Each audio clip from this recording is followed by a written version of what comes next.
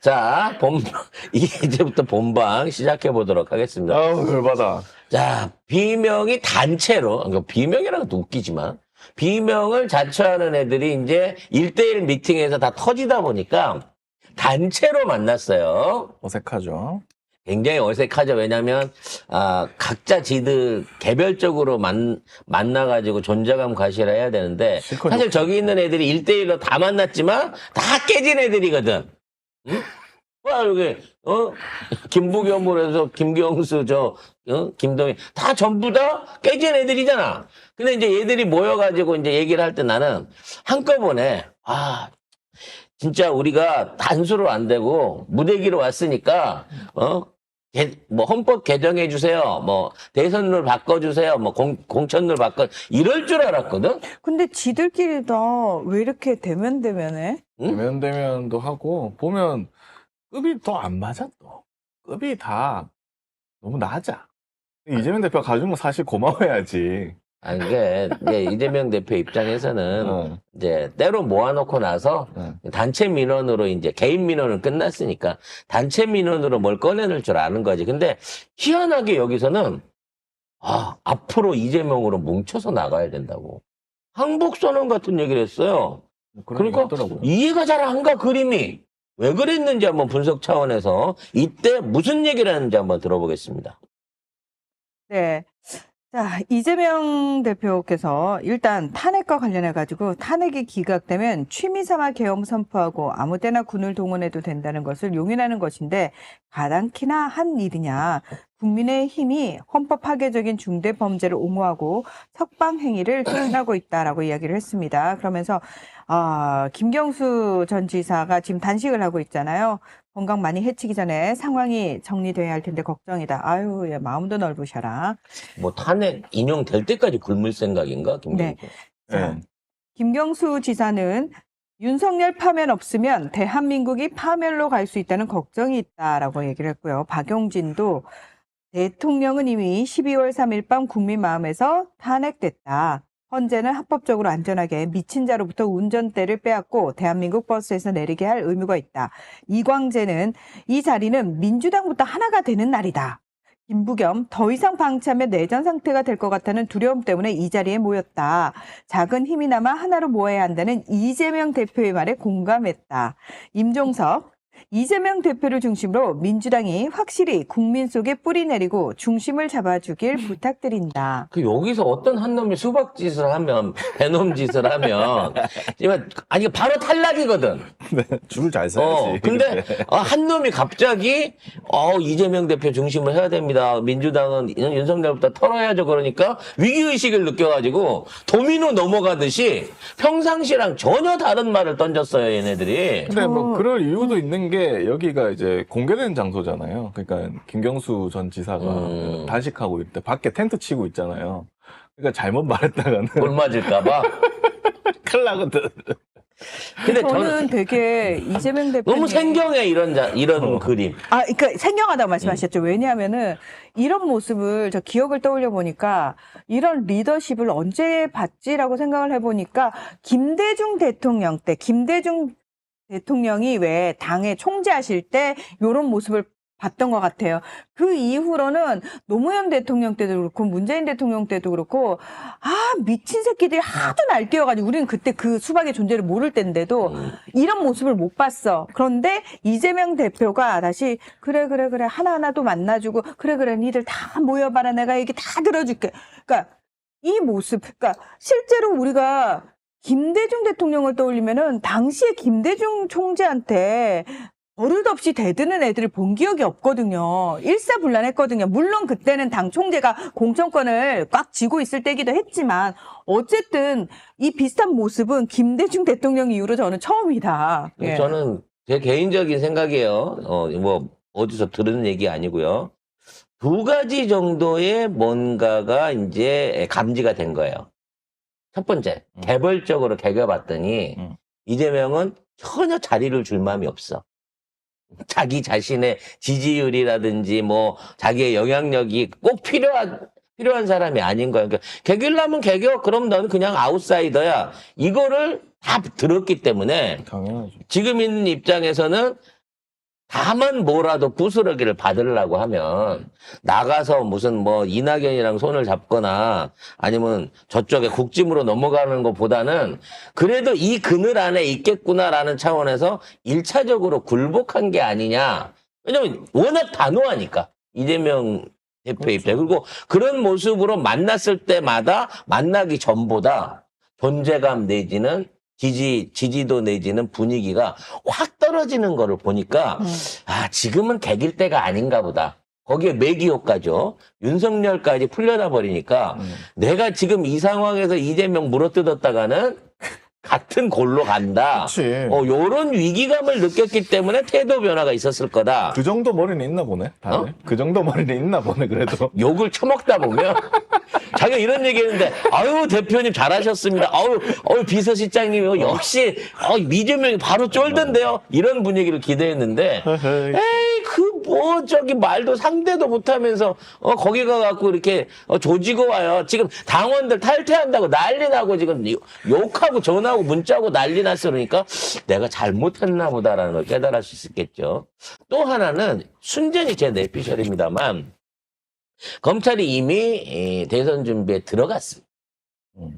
그 얘기는 뭐냐면 앞으로 민주당의 분열을 획책을 해갖고 어떻게든지 민주당 지지세들을 털어내야 될 거예요.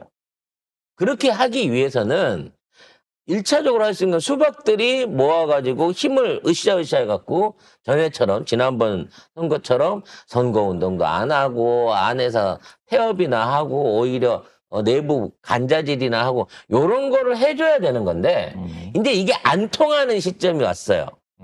그럼에도 불구하고 민주당에 해를 끼칠 수 있는 방법은 뭘까요? 저는 대대적인 캐비넷 살포라고 봅니다. 지금 얘네들 민주 진영에 있기는 하지만 얘네들 배우로 수박이라는 것들 배우로는 뭔가 검찰이 됐든 저쪽 진영에서 쥐고 있는 약점들이 있어요. 이거를 대선 전 가면 다 풀어낼 가능성이 높습니다. 왜냐면 이재명의 이미지를 추락시키기 위해서 온갖 기소와 거짓말과 막 이거를 다 해봤는데 사법 리스크를 씌워봤는데 안 됐단 말이야. 그러니까 이재명한테만 그렇게 하다 보니까 민주당이 진실하고 민주당 인사들이 일 잘하고 있고 그 안에서 이재명은 최고다라고 하는 이미지들이 올라가면서 이재명 개인의 인기도 올라갔지만 민주당 자체의 지지율이 확 올라가 있는 게 있단 말이야. 이걸 깨트리기 위해서는 지금에 있는 민주당 의원들 안에서의 흠결을 찾아내야 되는데 현재 현역에 있는 사람들 중에 뭔가 흠결이 있어가지고 사고치고 뭔가 이렇게 검찰 캐비넷 열어서 흔들어 볼 수 있는 사람이 거의 없기 때문에 그랬으면 진작했지. 저는 외부에 있는 이낙연은 안 건드려요. 왜? 나가 있으니까. 민주당이 아니니까.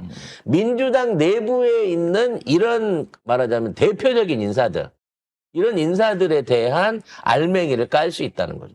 임종석 딸 유학자금이라든지 김부겸 부동산 관련한 얘기라든지 그다음에 뭐 김경수 관련해서 모르긴 하지만 옛날에 그 드루킹 관련해서 그때 좀 덜 밝혀진 뭐 다른 뭐라든지 요런 것들을 풀어가지고 명태균 얘기라든지 김건희 얘기라든지 윤석열 관련된 어떤 비난들하고 상세해서 비벼버릴 수 있는 민주당 내부 인사의 캐비넷이 반드시 열린다는 거예요. 이재명도 이재명이지만 이런 애들도 같이 갖고 이재명만 볼 게 아니야. 민주당 지금 저기 현대에 있고 저기 있는 애들 민주당 주자라는 것들 저것들 다 쓰레기야라는 식으로 이미지 추락을 시키기 위한 마지막 캐비넷을 꺼낼 거야. 왜? 어차피 이재명이 대선 성공해갖고 당선되고 나면 얘네들 쓸모없거든. 그러니까 명태균이처럼 묵혔다가 그냥 쓰레기 되는 게 아니라 이런 정보들을 대선전에서 써먹으면서 민주당을 맡아도 할 수 있는 방식을 찾지 않겠느냐라는 생각이 든다는 거죠. 예, 뭐, 이 선생 칼럼 유튜브인데요. 여기 영상이 있습니다. 영상 보면 뭐, 좀 빠르게 볼게요. 1분 50초짜리인데 2배속으로 해서 보겠습니다. 또 김경수는 수첩 없으면 얘기를 못 하나 봐. 보고 얘기를 해야 되는 사람이고, 근데 이재명 대표도 수첩을 꺼내긴 하는데 보는 게 아니라 받아 적고 있죠. 발언하는 거를 발언은 뭐 똑같습니다. 그냥 메모하기 위해서. 그러니까 여기 있는 사람들이 어떤 말을 하는지. 경수가 지금 무슨 얘기했다라고 다 적어 넣는 거죠. 나중에 발뺌 못하게. 응? 근데 다른 사람들은 메모하지 않아. 지 얘기만 해요. 자기 얘기만. 그 지 얘기가 이재명에게 박제되고 있다는 걸 모릅니다. 박용진도 메모 보면서 합니다. 메모 가져와가지고. 이재명 대표는 무대본으로 하고. 역량이 다르잖아, 역량이. 그렇습니다. 저기 이재명 대표는 상대방의 얘기뿐만 아니라 본인이 한 얘기까지 메모들을 해가지고 그렇습니다. 이걸로 뭐랄까요. 앞으로 이제 다음 정치, 다음 어떤 회견이라든지 이러한 관련된 토론을 할 때 명확한 증거와 팩트를 가지고 얘기를 한다는 거야. 이게 진짜 제대로 된 정치인의 자세인 거예요. 근데 이재명 대표는 이것만 그런 게 아니고 왜 그 늘 기억 안 그랬어요. 나세요? 얼마 전에 노동자들 시위하고 있을 때 그 노동자들 만났을 때도 그때도 바로 수첩을 꺼냈죠. 수첩 꺼냈어요. 그러니까 사실은 원래 본인이 수첩 잘 안 꺼내거든요. 옆에 있는 사람 있어요. 요 적는 사람 있는데 본인이 직접 하시더라고요. 이재명 대표는 항상 그게 습관이더라고요. 누구와 만나도 이거는 반드시 기억. 지난번에 학생들 만났을 때도 학생들이 막 그 항의하고 막 이럴 때 경기도지사 할 때도 보니까 직접 얘기하잖아. 바로 수첩 꺼내가지고 바로 막 쓰더라고요. 예. 그래서 이게 시정 때를 볼 때부터도 이재명 대표는 철저하게 기록들, 그러니까. 녹음들 이것들을 직접 챙기고 그런 일종의 비망록들을 지금 갖고 계시다고 해요.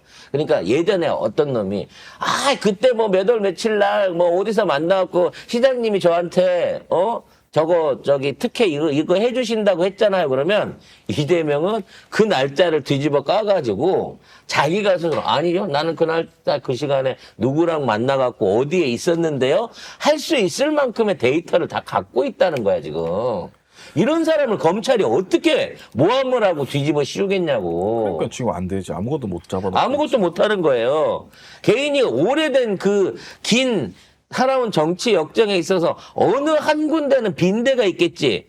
기억의 어떤 빈 공간이라든지 아니면 뭔가 업무적으로 했었던 실수나 뭔가 틀이 있겠지라고 얘네들이 수백 명의 검사로 10년 이상을 정권이 2번 바뀌도록 털었는데 박근혜 때부터 털었어. 없었다는 거야. 못 찾았다는 거야. 그러니까 뭐라 그러잖아. 야, 이재명 대단하다. 잘 숨긴다. 그래서 이재명이 무서운 거다. 나쁜 놈이다. 이렇게까지 얘기를 하는 거예요. 저 새끼들 논리는. 그러니까 그 윤석열이 지금 법으로는 이재명 어떻게 할 수 없으니까 계엄까지 간 거다. 이렇게 생각하시면 됩니다. 자, 이재명 대표 신변 위협에 대한 이 썰이 나는 그냥 어디 유튜브나 게시판에 올라온 썰인 줄 알았는데 아니에요. 이게 군대의 실제 현역으로 있는 첩보 관련된 정보 장교를 통해 가지고 나온 거래요. 출처가. 그리고 그랬기 때문에 이게 HID 그러니까 707 부대가 이거를 진행을 하고 그래서 나는 이해가 안 되는 게 아니 707 부대 뭐 무기 조달 얼마든지 할 수 있는데 왜 소련제 러시아제. 그렇지. 소련제면 30년 전 본성이지. 그거는 작동도 안 할 거야. 뭐 어찌됐거나. 왜 소련제 총을 구하나 했더니 그 증거를 안 남기기 위해서 뒤집어 씌우기 위해서 그거 한다는 거야. 근데 이 얘기를 들을 때 난 갑자기 그 특수 칼을 구입해가지고 인터넷으로 구입해가지고 본인은 한 번도 인터넷 쇼핑을 안 해봤는데 그거를 갈아서 양날을 만들었던 어떤 부동산 업자의 이야기가 생각이 난다는 거지. 이게 만일 사실이라 그러면 결과적으로 그때 칼 쓴 놈이 야 칼은 안 되겠더라. 이거 확률이 떨어지니까 총으로? 이번엔 총으로 가자. 이럴 수 있다는 얘기죠. 그래서 외부 일정을 최소화할 것 같습니다. 이재명 대표가. 해야 외부- 됩니다. 근데 저는 이게 정말 불안한 게요. 이게 단순하게 지금 윤석열 탄핵에 연관해서 이걸 하는 게 아니라 이재명이라고 하는 대통령, 이재명을 중심으로 한 정권이 태어나는 거를 막아야 된다고 치면 얘네들은 대선 직전까지, 아니, 당선이 되고 난 이후에도 끊임없이 이재명을 노릴 거예요. 그렇겠죠. 계속해서. 그러니까 해외를 가든 어디 순방을 하든 아니면 지방 순시를 하든 누구를 만나든지 간에 이제는 진짜 우리 대통령을 미국 대통령급으로 경호를 격상해가지고 제대로 지키지 않으면 진짜 어떻게 될지 모르겠다 싶을 정도로 무서워요, 이제 이 나라가. 왜? 이 나라에서 뭔가를 획책하는 이 새끼들이 상식의 선을 넘어가는 짓을 얼마든지 할 수 있는 놈이야. 국민 수천만을 죽일 수 있는 거고, 정치 인사들을 고문할 수 있는 거고, 남북이 전쟁을 하더라도 자기 권력을 위해서는 그걸 할 수 있다. 동족상장의 전쟁도 다시 할 수 있다는 생각을 가진 놈이 개인 이재명에 대한 테러를 해야겠다고 맘먹으면 뭔 짓을 못 하겠냐고. 그래서 러시아제, 특히 그냥 러시아제 그거를 얘기하는 게, 뭐, 게시판에 보니까, 혹시 우크라이나 러시아 그 관계를 해가지고, 이게 러시아하고 우리나라하고 뭐, 못 지내게 해야 된다. 그런 얘기까지 이제 이어지게 하더라고요, 보니까. 아니, 그럼 러시아 사람을 섭외를 해야지. 왜 멀쩡한 HID가 그걸 하냐고. 그래서 이게 진짜로 이제 해프닝으로 지나가고 누가 전화해가지고 야, 내가 오늘 윤석열 찾아가서 내가 그냥 테러할 거야. 이러다가 잡혀가는 놈하고는 급이 다른 차원의 그렇죠. 어떤 제보가 있었기 때문에 진짜 그래서 어떻게 지켜드려야 되나 진짜 그 방법을 모르겠습니다 지금. 그래서 네. 경호를 더 늘리고 지금 경호도 사비로 하고 있거든요.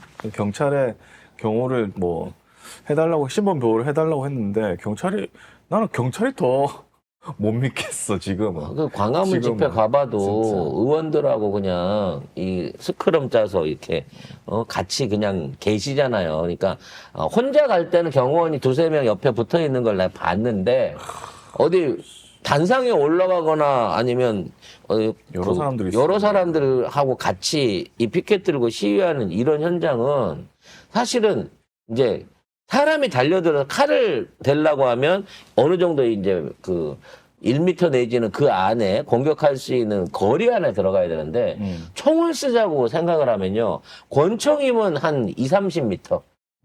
길 건너에서도 가능한 수준인 거고 만일에 이게 마른 권총인데 소총 내지는 저격총을 쓰겠다라고 생각을 하면 못 막는다. 이거 못 막아요 진짜로. 그래서 방탄복을 지금 입어야 된다 이런 얘기도 있습니다. 방탄복에 하이바에 진짜 할 수 있는 거는 다 지켜드리고 싶은데 이렇게까지 해야 되나 진짜 대한민국에서. 그러게 우리나라 총기도 없는 나라인데 어떻게 이렇게 됐지? 아무튼 나라 꼴이 이 상식적이지 않은 연놈 때문에 이건 뭐라 그래야 되죠? 옛날 구한말 때 해방 이후에 그 정치인들 백색태를 하는 것도 아니고 그런 수준이에요. 지금. 거의 그때 그 수준으로 지금 돌아가고 있는 게 아닌가라는 생각이 네, 들어요. 이에 대해서 이재명 대표는 국민들의 수준을 믿는다 이렇게 얘기를 했습니다. 그 수준을 믿는다 앞에 추가로 붙이신 말씀이 있었어요. 일부는 그런 사람이 있겠지만은 그래도 국민 대다수의 수준을 믿는다는 거예요. 아니 국민들은 그러지 않지. 국민들이 누가 테러를 해요 정치인을 상대로. 총을 누가 어떻게 사? 일반 국민들은 수준이 높지만 중요한 거는 일부 지금 적폐들과 연계된 사람들은 그 수준이 아니니까 문제지. 그러니까 어려우니까 이제 가면 갈수록 진짜 말도 안 되는 원시적인 방법을 쓰려고 하는 거죠.